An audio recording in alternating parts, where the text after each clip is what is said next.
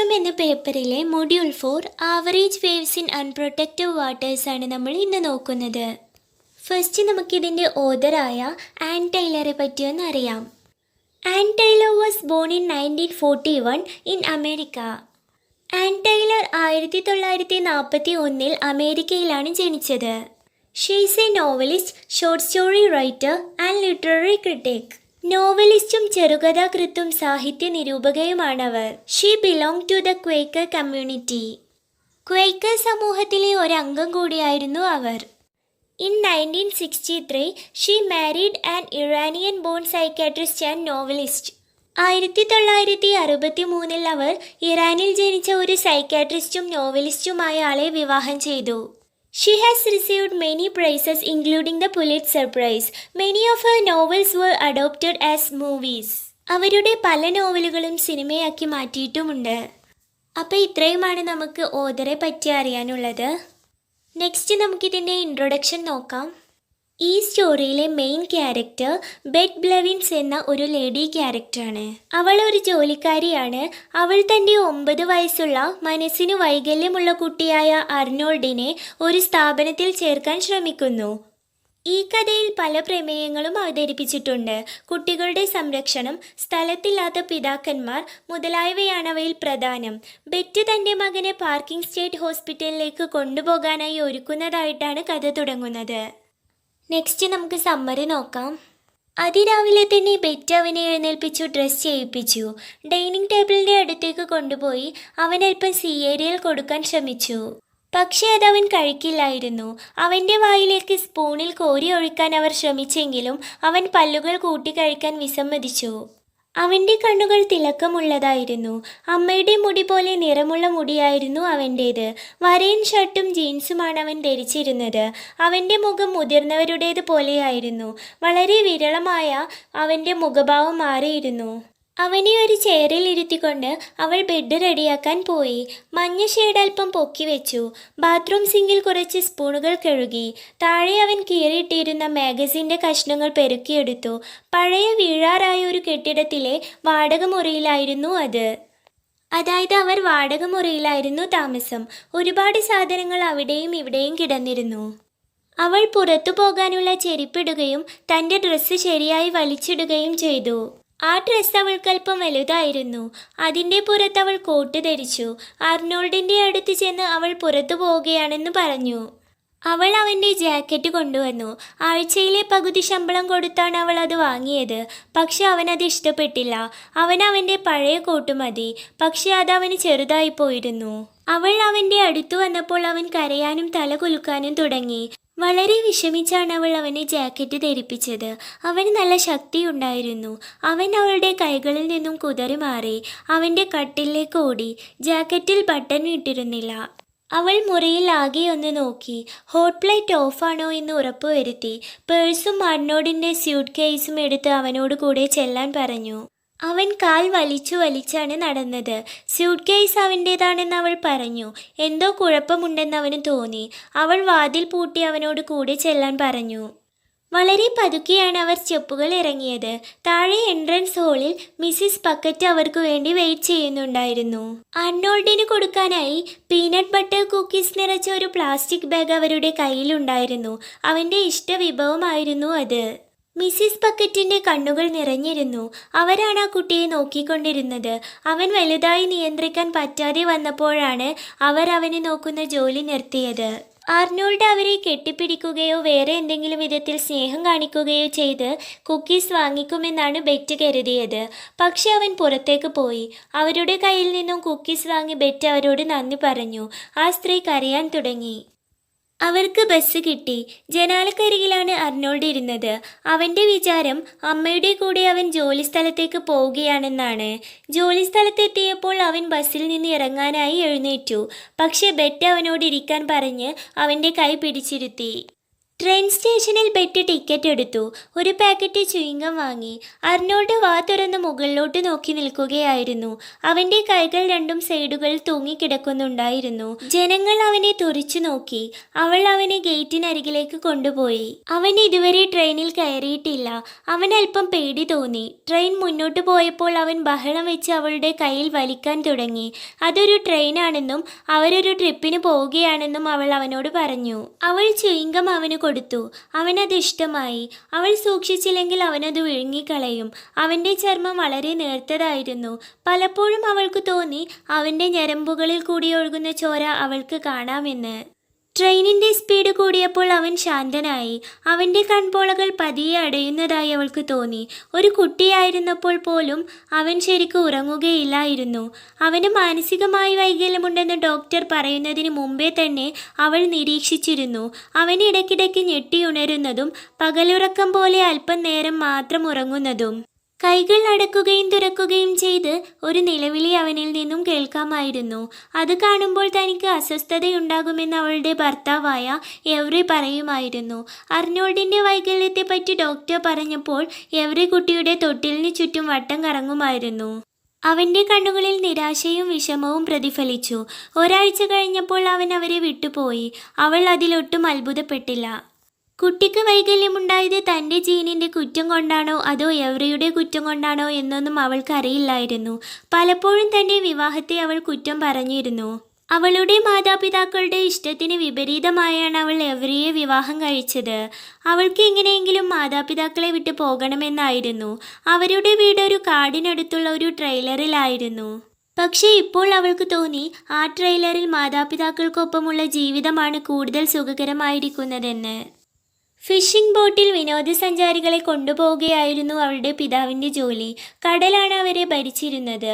ഓരോ ദിവസവും കാലാവസ്ഥ പ്രവചനം കേട്ടതിന് ശേഷം മാത്രമേ അന്നത്തെ പരിപാടി അയാൾക്ക് തീരുമാനിക്കാൻ പറ്റുമായിരുന്നുള്ളൂ. കാറ്റ്, വേലിയേറ്റം, വേലിയിറക്കം, അലകളുടെ ഉയരം, മറ്റു കപ്പലുകളുടെയും മറ്റു സാന്നിധ്യം മുതലായവയെ പറ്റി അറിഞ്ഞിട്ട് വേണം അയാൾക്ക് കടലിൽ പോകാൻ. അയാൾക്ക് മീൻ പിടിക്കാൻ വളരെ ഇഷ്ടമായിരുന്നു. പറ്റുമ്പോഴൊക്കെ അയാൾ നീന്തുമായിരുന്നു. ബെറ്റിനെ ബോഡി സർഫ് പഠിപ്പിക്കാൻ അയാൾ ശ്രമിച്ചു. പക്ഷെ അവൾക്ക് വലിയ പേടിയായിരുന്നു. അവൾ എവറിയെ വിവാഹം കഴിച്ചത് മുതൽ അവൾക്ക് ദുഃഖമായിരുന്നു. അവൾക്ക് തൻ്റെ വീട് വിട്ട് പോരേണ്ടി വന്നു. അവളുടെ മാതാപിതാക്കൾ രണ്ടുപേരും ഒരു കൊല്ലത്തിനിടയിൽ മരിച്ചുപോയി. അവളുടെ വിവാഹബന്ധം സുഗമമല്ലായിരുന്നു. പക്ഷെ അവനെ ഉപേക്ഷിച്ചു പോകാൻ അവൾ ചിന്തിക്കുന്നില്ലായിരുന്നു. എവറിയായിരുന്നു അവളെ വിട്ടു പോയത്. വാടക വീട്ടിലായിരുന്നുവെങ്കിലും അവൾ ആ മുറിയിൽ തന്നെ താമസിച്ചു. അവൻ തിരിച്ചു വരുമെന്ന ആശയിലല്ല അവൾ അത് ചെയ്തത്. കാര്യങ്ങളുമായി പൊരുത്തപ്പെട്ടു പോകാൻ അവൾക്ക് കുറച്ച് സമയം വേണ്ടി വന്നു. അർണോൾഡ് ചുറ്റുപാടും നോക്കി. അവന്റെ ച്യൂയിംഗം അവന്റെ ജാക്കറ്റിൽ വീണു. ബെറ്റ് അതെടുത്ത് ആഷ്ട്രേയിലിട്ടു. പുറത്ത് മേയുന്ന പശുക്കളെ നോക്കാൻ അവൾ അവനോട് പറഞ്ഞു. പക്ഷെ അവൻ സീറ്റിൽ കിടന്ന് ചാടാൻ തുടങ്ങി. അവനൊരു കുക്കി വേണമോ എന്നവൾ അവനോട് ചോദിച്ചു. അവനെ കാണിക്കാനായി ഒരു പിക്ചർ ബുക്ക് കൂടെ കൊണ്ടുവരണമെന്ന് അവൾ വിചാരിച്ചിരുന്നതാണ്. പക്ഷെ അതവൻ മറന്നുപോയി. ട്രെയിനിൽ എവിടെയെങ്കിലും ഒരു മാഗസിൻ കിട്ടുമോ എന്നവൾ അന്വേഷിച്ചു. അർണോൾഡ് ബോറടിച്ചാൽ അവൻ ബഹളം വെക്കാനും തുടങ്ങും. അപ്പോൾ അവനെ നിയന്ത്രിക്കാൻ പ്രയാസമായിരിക്കും. മരുന്ന് കൊടുത്തും അവനെ ശാന്തനാക്കാം. പക്ഷെ ബഹളം വെക്കുമ്പോൾ ഗുളിക കൊടുത്താൽ അത് തൊണ്ടയിൽ കുരുങ്ങി പ്രശ്നമുണ്ടായേക്കാം. പല കാര്യങ്ങളിലേക്ക് അവൻ്റെ ശ്രദ്ധ തിരിച്ചുവിടാൻ അവൾ ശ്രമിച്ചുകൊണ്ടേയിരുന്നു. കണ്ടക്ടർ ഒരു പാട്ട് പാടിക്കൊണ്ട് ട്രെയിനിലേക്ക് കയറി വന്നു. അയാൾ ടിക്കറ്റുകൾ പരിശോധിക്കുകയായിരുന്നു. ബെറ്റിൻ്റെയും അർണോൾഡിൻ്റെയും മുമ്പിൽ വന്നു. അവൻ നിന്നു. അവൻ അപ്പുറത്തിരിക്കുന്ന ചെറിയ കരിഞ്ചുവപ്പ് കോട്ട് ധരിച്ച ഒരു കറുത്ത സ്ത്രീയെയാണ് സൂക്ഷിച്ചു നോക്കിക്കൊണ്ടിരുന്നത്. അവൾ ടിക്കറ്റില്ലാതെയായിരുന്നു യാത്ര ചെയ്തിരുന്നത്. കണ്ടക്ടറുടെ കണ്ണിൽ പെടാതിരിക്കാൻ അവൾ ഒഴിഞ്ഞു മാറാൻ ശ്രമിക്കുകയായിരുന്നു. പക്ഷെ അവൾ അയാളുടെ കണ്ണിൽ പെട്ടു. ടിക്കറ്റിൻ്റെ പണം കൊടുക്കാൻ കണ്ടക്ടർ ആവശ്യപ്പെട്ടപ്പോൾ അവൾ അവനെ തെറി വിളിക്കാൻ തുടങ്ങി. അവൾ ബഹളം വെക്കുകയായിരുന്നു. തത്തയെപ്പോലെയായിരുന്നു അവളുടെ സംസാരം. പക്ഷെ അവസാനം അവൾക്ക് പൈസ കൊടുക്കേണ്ടി വന്നു. ആർണോൾഡ് ചിരിക്കുന്നത് അവൾ കണ്ടു.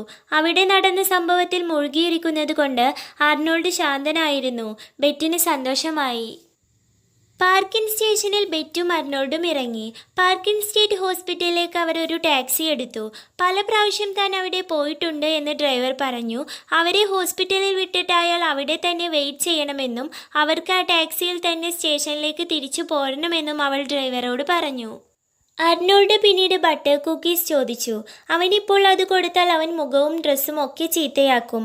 അങ്ങനെ മോശമായ രീതിയിൽ ഹോസ്പിറ്റലിൽ ചെന്നാൽ അവനെപ്പറ്റി ഹോസ്പിറ്റലിലുള്ളവർക്ക് മോശം ധാരണയാകും.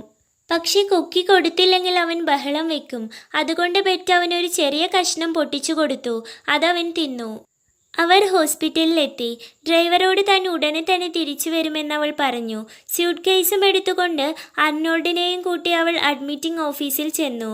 എന്തെല്ലാം പേപ്പറിലാണ് ഒപ്പിടേണ്ടത് എന്നൊരു സ്ത്രീ അവൾക്ക് കാണിച്ചു കൊടുത്തു. അവിടുത്തെ ക്ലർക്കുമാർ ടൈപ്പ് റൈറ്ററുകളിൽ എന്തെല്ലാമോ അടിക്കുന്നുണ്ടായിരുന്നു. അർണോൾഡിന് ആ കാഴ്ച ഇഷ്ടപ്പെടുമെന്ന് അവൾ വിചാരിച്ചു. പക്ഷെ അവൻ അവിടുത്തെ ലൈറ്റുകൾ നോക്കുകയായിരുന്നു. പരന്ന നെഞ്ചുള്ള ഒരു നഴ്സ് വന്ന് അവരെ അർണോൾഡിന് താമസിക്കാനുള്ള മുറിയിലേക്ക് കൂട്ടിക്കൊണ്ടുപോയി. ആ നഴ്സ് ഒരു ഡബിൾ ഡോർ തുറന്നു. ഒരു ഇടനാഴിയിൽ കൂടി അവർ നടന്നു. തടിച്ച പല സ്ത്രീകളെയും കടന്നാണ് അവർ പോയത്. നഴ്സ് അവരെ ഒരു വലിയ ഹാളിലേക്ക് കൊണ്ടുപോയി. അതിൽ ചെറിയ വെള്ള കട്ടിലുകൾ നിരത്തിയിട്ടിരുന്നു. ഒരു കുട്ടി പോലും അവിടെ ഉണ്ടായിരുന്നില്ല. ഒരു കട്ടിൽ ചൂണ്ടിക്കാണിച്ചുകൊണ്ട് നഴ്സ് പറഞ്ഞു അത് അർണോൾഡിനുള്ള കട്ടിലാണെന്ന്. ബെറ്റി സ്യൂട്ട് കേസ് അതിന്മേൽ വെച്ചു. തൻ്റെ പുതിയ ചെരുപ്പ് ലിനോളിയത്തിൽ ഉരസി ഉണ്ടാക്കുന്ന ഒച്ച കേൾക്കാൻ അർണോൾഡ് തിരഞ്ഞുകൊണ്ടിരുന്നു. നഴ്സ് ബെറ്റിനോട് പറഞ്ഞു 6 മാസം കഴിഞ്ഞ് കുടുംബ സന്ദർശനങ്ങൾ അനുവദിക്കുകയുള്ളൂ എന്ന്. അർണോൾഡിനോട് ബൈ ബൈ പറഞ്ഞു പോയിക്കൊള്ളാൻ നഴ്സ് ആവശ്യപ്പെട്ടു. ബെറ്റി തൻ്റെ കൈകൾ മകൻ്റെ തോളിൽ വെച്ചു. അവൻ്റെ മുടിയിൽ മുഖം അമർത്തി. പക്ഷെ അവൻ ഇപ്പോഴും നിന്ന് തിരിയുകയായിരുന്നു. അവൾ നഴ്സിനോട് പറഞ്ഞു അവന് വേണ്ടി ഒരു സ്പെഷ്യൽ പുതപ്പ് കൊണ്ടുവന്നിട്ടുണ്ടെന്ന്. അവൻ ചെറുപ്പം മുതലേ ഉറങ്ങുന്ന പുതപ്പാണത് എന്നും. നഴ്സ് അത് അവന് കൊടുക്കാമെന്നേറ്റു. ബെറ്റി നഴ്സിനോട് പറഞ്ഞു ആ പുതപ്പ് കഴുകരുത് എന്ന്. അത് കഴുകുന്നത് അവന് ഇഷ്ടമല്ല. അർണോൾഡിനോട് അമ്മയോട് ഗുഡ് ബൈ പറയാൻ നഴ്സ് പറഞ്ഞു. ബെറ്റി നഴ്സിൻ്റെ കൂടെ ഇടനാഴിലേക്ക് ഇറങ്ങി.